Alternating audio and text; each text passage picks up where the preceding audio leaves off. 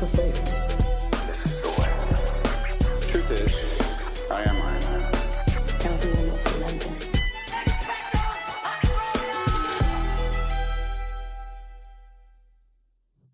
Hello, everyone, and welcome back to another Film Optix review brought to you by the Drive-In Podcast Network.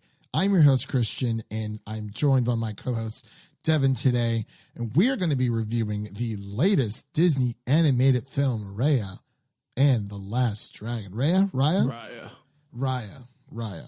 Sorry, it's like ramen or ramen. Like, do you say either or is it kind of interchangeable? But Raymond sounds strange. Raymond does. Everybody loves Raymond. But yeah, hey, that's a good one there. But yes, Raya and the Last Dragon, we will be reviewing today. And before we begin today's review, we would like to thank Disney Plus for allowing us to review this film early for you guys. We had a bit of a scare there for a bit. I was like, I wasn't sure what Devin was going to do. It's like, we might just have to shell out to watch it on Friday. But hey, here we are. just took some haggling, got it done. Yeah, honestly, like it's all about just following up with publicists and whatnot, because they can be a bit tricky. Some of them take longer than others, but it is what it is. But nonetheless, thank you, Disney, for allowing us to watch this film early. And before we begin today's review, you can listen to our podcast on platforms around the internet, and make sure to follow us on Instagram and Twitter at Film Optix. That is Optix with an X for all of our latest announcements. So, Devin, we're just going to get into it. I actually wrote a non-spoiler review for this. We'll get each other's first thoughts on this. We got a nice little grading scale now, courtesy of Jacob Thornberry from the Music CD Drive-In website.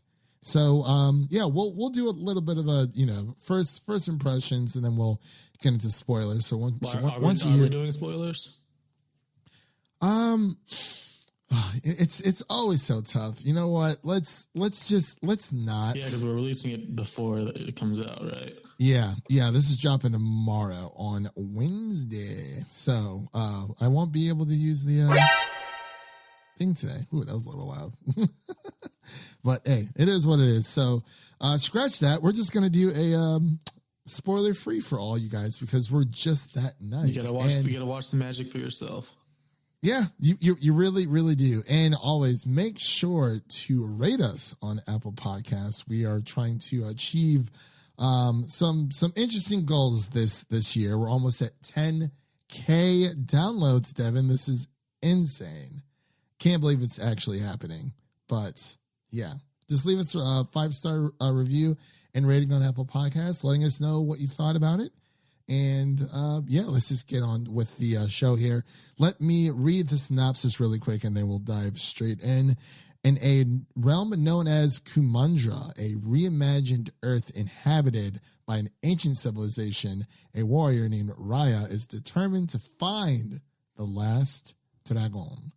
Directed by Awkwafina. Literally Awkwafina. Directed by Don Hall and Carlos López Estrada. Writers are Nguyen. That is a very weird spelling, and I apologize if I'm butchering your last name. And then Adele Lim are the two writers here, starring Kelly Marie Tran. She's back, baby. We got Awkwafina and Gemma Chan as well in this film, and this film is going to be a dual release. They are going to be releasing it on theaters this Friday, March 5th. This would have been so good in theaters. Oh my god! I know, like honestly, that's one of the small drawbacks that I wish that would have enhanced this so much more.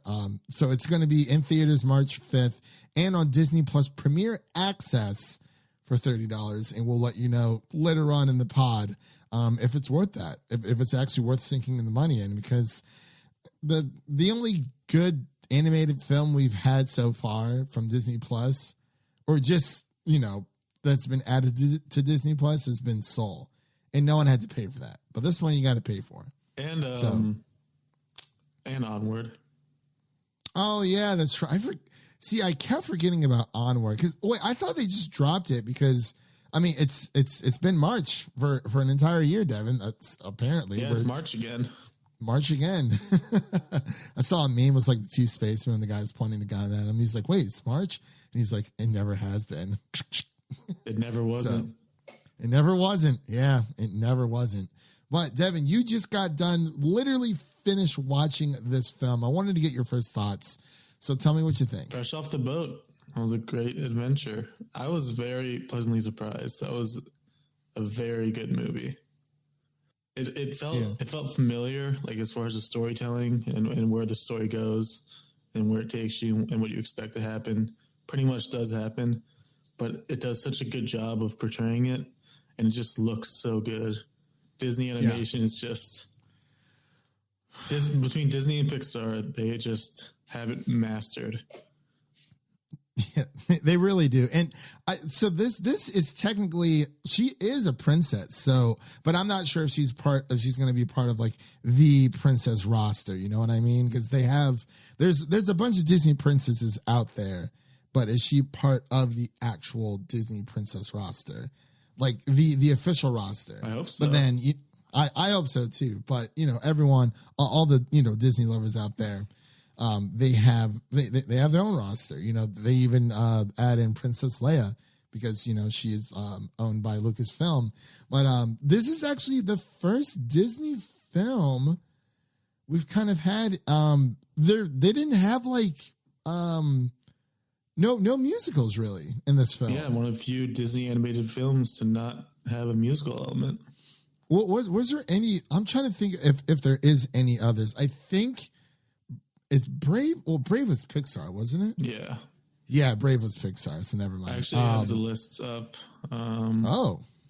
Devin coming in clutch. Zootopia, I guess. They had some music at the end, but it wasn't music focused. Inside Out. That's right. Big Hero 6. That was probably one of the last ones that didn't have music. Yeah, they're kind of straying away from that whole tradition, but I kind of enjoyed it. I mean, it would have been interesting, but I think the story was it worked without it clearly. So it's like why not? Like why not just throw it out there and kind of just. And I think Moana was one of the ones that, or one of the more recent ones that I think. From recent memory was the last one that had like actual music in it. I actually see some comparison between this and Moana, just how like bright and colorful they both are and how culturally relevant they are. Yeah. It was, this whole film, of course, we have Kelly Marie Tran playing Raya, the princess, and Awkwafina, who plays the dragon. Sisu. Sisu. And Gemma Chan, she plays the antagonist of the film. I would say. I'm trying to think what was the name. I'm pulling up IMDb like as we speak. She played. What was her name? Namari. I'm like Namari. That's right. The classic Gary and Ash from the very beginning. Literally, this kind of reminded me of Pokemon because, they do meet when they're children, and then events happen and whatnot, and they do have that really big rival aspects in this film, which I really liked. It wasn't just like you remember that one person you met that one time at that one place. It's like, no, there are multiple encounters between them, and there is a bit of a struggle. There is a bit of a rivalry. It seems that well, before I get too ahead of myself, the theme here in this film is trust.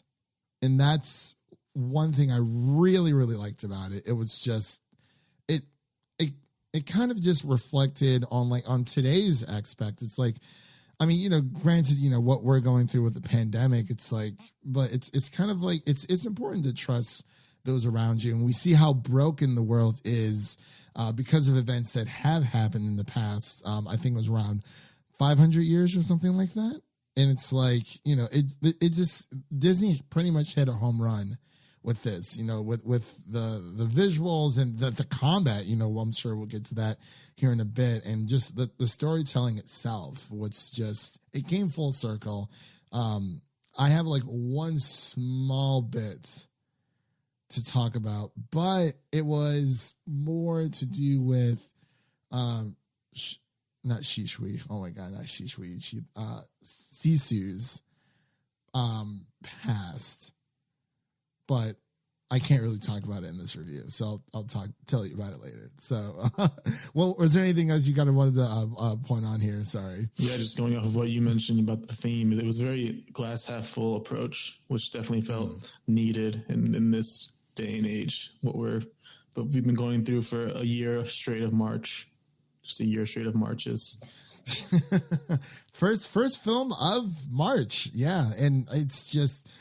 Like, I really want to talk about the score as well. It really just snuck up on you. It was so good. Yeah. It was so, like, sneaky. Like, the song at the end, oh, my God. I was about to run through a wall. Yeah, exactly. It literally, it felt so authentic, like general just music to my ears. It kind of had, like, a more of, like, a fabled tone to it. Like, it brought, like, a fabled tone to, like, the atmosphere of the film. Because, the Kumandra, which is, Pangea, Kumandra, that's kind of the way I looked at it. But, Kumandra was actually divided between, the humans when it came to the plot of the film versus Pangea, which, supposedly was just one great continent and split off. But I felt like there was a little bit of a parallel there. I felt like that's probably where they got it from. I'm not entirely sure, but I know I'm like tiptoeing around with spoilers. I'm trying to, contain myself as much here, but I really feel like the characters, pretty much every character that we came across, it served a purpose and contributed to like the message of the story. You know what I mean? Yeah, I was just going to mention how much I love the cast and characters. Like, I'm always just a sucker for a story where it's just a ragtag group of people that you just pick up along the way. You just become a team. Like, son of a bitch, I'm in. It was so perfect. Like, Boone, I think his name was, the kid on the boat. He was so good. He was great. I recognized that voice, and I looked it up. He was in Good Boys. He was the one that threw the party at his house. Oh, the kid! Yeah. The kid who threw the kissing, the spin the bottle party. Yeah, that's right. Oh, he was really good. And then Tong, Benedict Wong was killing it. He kind of had a smaller role because he came in towards the end of their journey, but he was so really good. I thought he sounded familiar, and I really did like the side characters. Like when you have a film where the side characters are just as interesting, if not more interesting than like the main characters, then I think we've done a great job. But Raya was a very interesting character. She had issues trying to trust people and just opening up. Like everyone in this world is kind of like a fantasy post-apocalyptic world, because the threat in this film was more so, I mean, it was a visible, tangible threat, but it was also just a random unknown threat that was created through oh my god, I'm trying to find a way to tiptoe around this, but it's there's a lot of analogies you can draw between the mysterious enemy. I was really ready for us to start talking about this all.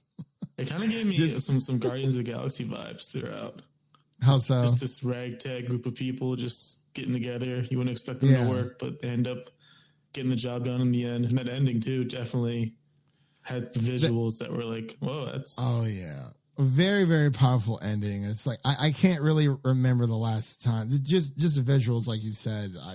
The last time that I was drawn to like an action series, like, or not even an action series, just an animated film that was this beautiful. It's just like, it was wow. It's just, I don't know, like even with, I kind of wanted to touch on the action. Like this felt low key like a Disney anime to me, and I was like all here for it because the amount of times that Raya and Nuani, Namari, there we go. Yes, got it. Yes, the amount of times that they encounter each other, it really felt like. I mean, that happens all the time in anime, but it's like there. It wasn't just we hate each other for just because it was they were both trying to fix the world in their own way, and they both wanted what was best for the world, but certain events happen, and they went about different paths, and it kind of made me wonder. Like, I really wish we had a little bit more backstory, like, because I feel like we got a good amount. It's a very breezy movie. It's like around an hour and a half without the credits. Yeah, like it literally just soared by. Like, I was surprised. This is pretty much pushing around 2 hours, isn't it? Yeah, with the credits, it's like hour 47. Okay, yeah, because usually, I mean, with Disney animated films, I would say they're usually around like an hour and a half, maybe a little bit longer. But I guess this kind of fits into that criteria. Yeah, if there was one complaint I had, it would be that we could have had some more time with the side characters, especially Tong. I feel like he didn't get a lot of time. Mm-hmm. Yeah, I would agree with that, and as well as that baby. Oh my god, really, a con baby? But like, yeah, I thought that was great, and going back, I mean, figuring out what the babies. We got a little bit of the baby's past in this film, just to figure out where she came from, but it made sense. But I agree with your point. And I guess a small a negative that I have would be with Shisu's past. Like, we understood like what happened, but between the events that occurred, I wish we would have gotten a little bit more of a backstory with that instead of just like the flashback that we did. You know what I mean? Yeah. And it's kind of just like I was like, oh man, I kind of wanted to dig a little bit deeper into that. But other than that, the side, like you said, I wish the side characters had a little bit more, but it was Raya's story, which is totally fine. I mean, maybe they'll make a second one. I really do not know how this, how do you greenlit a sequel during a pandemic? You know what I mean? They usually don't do sequels for the Disney animated except for Frozen. You see, and I wonder if like when Wreck-It Ralph too. That's the most recent one. Yeah, is that Pixar or is that Disney? That's Disney. Disney, that's right. Yeah.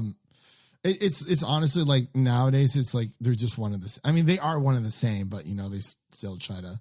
It's Disney's Pixar, but with this, I was going to say, instead of going down the live action route with like the original films, honestly, I wish they would have just done CGI animation, because this, like we said, this is what Mulan could have been. Yeah, literally. I was just about to say that. This is literally what Mulan could have been, and I would have been okay with it. All they could put in the songs, it would have been amazing. But I mean, I get the appeal of live action, but it's like in the Disney space, when it comes to anime, it just doesn't work. Like, I mean, it doesn't really age all that well. I mean, I guess visually it kind of can, because I think I went back and watched Tangled a few weeks ago. But like it kind of started showing its age a bit. It's a little bit dated, but not completely. But I wish they would have. I wish Mulan would have been CGI animated just like Raya. Excuse me. It's literally like what could have been. Like, yeah. I really sucks, but I mean, it is what it is. But yeah. So what did you think of it? You'd be much better off paying for this than you would have Mulan.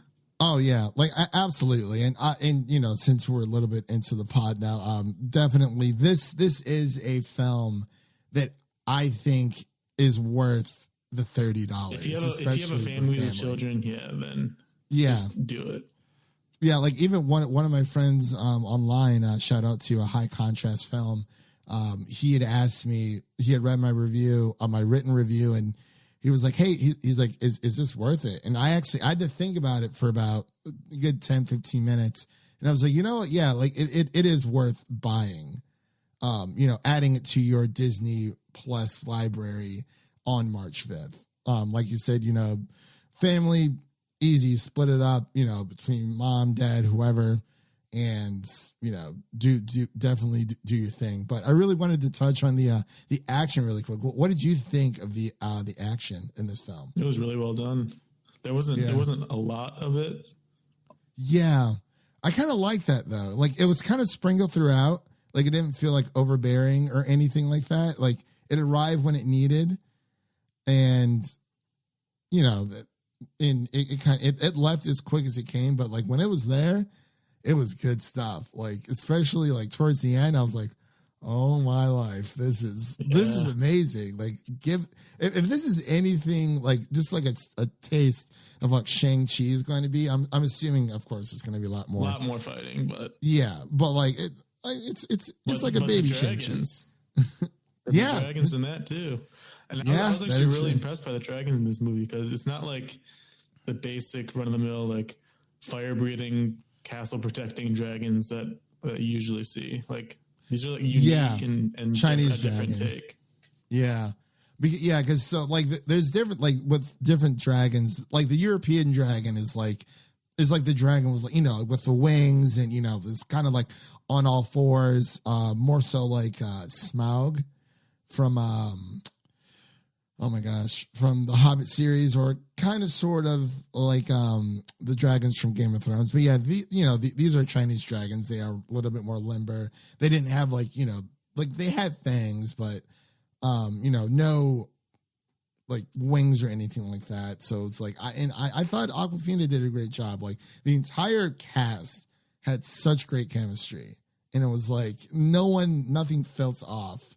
And it was just a beautiful film. I really wish, we kind of went through like our negatives, a bit by the numbers, but like I don't like it's so well done that it really is. Yeah, and the twists and turns, it kept us engaged, or kept me engaged the entire time for sure. It's just, I also wanted to shout out the animated Disney short before the movie. That was did you watch it? Yeah. I didn't watch it. It was really I didn't know. What is it called? I'm blanking on the name of it, but it was like really beautiful. I saw it there, and I was talking to Leo and Zach about it, because Zach saw it in theaters. Because even though he got his screen, he's like, I'm waiting until I can see it in theaters. I'm like, okay, so he did, and he's like, it was just freaking amazing. I'm like, I really want to see this in theaters though. Like I just do, and I wonder if when it comes to some of these movies that get released, premiere access, do you think people will go back and watch it in the theater, or do you think it's more of just like a one and done situation? Well, if you're paying $30, it's definitely one and done. Well, I mean, I don't know. It's added to your Disney Plus library, so I mean, eventually will just become a part of everyone's library. This is just a premiere access, early access. So maybe, I don't know. But anything else you wanted to touch on before we get into our scores here? You better watch that short after this. Quick 7 minutes. I will. Well, yeah, okay. I'll watch that, and then I got to watch Chaos Walking. So, well, I got to start Chaos Walking. So, anyway, we have a new rating scale, again, courtesy of Jacob from the Music City Drive-In websites. We're going to be schooling on some grades here. So, just really, really quick, 95 to 100 is A+, 90 to 95 is an A, 80 to 90 is a B, 80 to 85 is, 85 to 90 is a B+, 80 to 85 is a B, 75 to 80 is a C+, 65 to 70 is a C, 60 to 65 is a D+, 55 to 60 is a D, 50 to 55 is a D-, and too bad we don't give out F+ because you failed, son. 0 to 50 is an F. So you know, the way it can kind of go, you know, like, oh, you know, I'll give it a like an A plus, like a 95, like an A plus, whatever. We kind of do that nice little equation. But Devin, out of our new grading scale here, out of 100, or you know, however you want to phrase it, what would you give Raya and the Last Dragon? We're really going back to school here. We're going back to school. An A minus. Okay. Got the job done and exceeded expectations. Fair enough. I'm going to give it an A. So it's, you know, it's in between. It is not, you know, the best movie of the year, because this year's just started, you know, and it's kind of like, I mean, this is the only animated film we've seen this year, but this will definitely be one of my favorite animated films of the year. Not my favorite of the year, just one of my favorite animated films that we have seen thus far. I really don't know if there's any others out there. So, you know, we just gotta wait for Luca. Year. Yeah. Oh, Luca.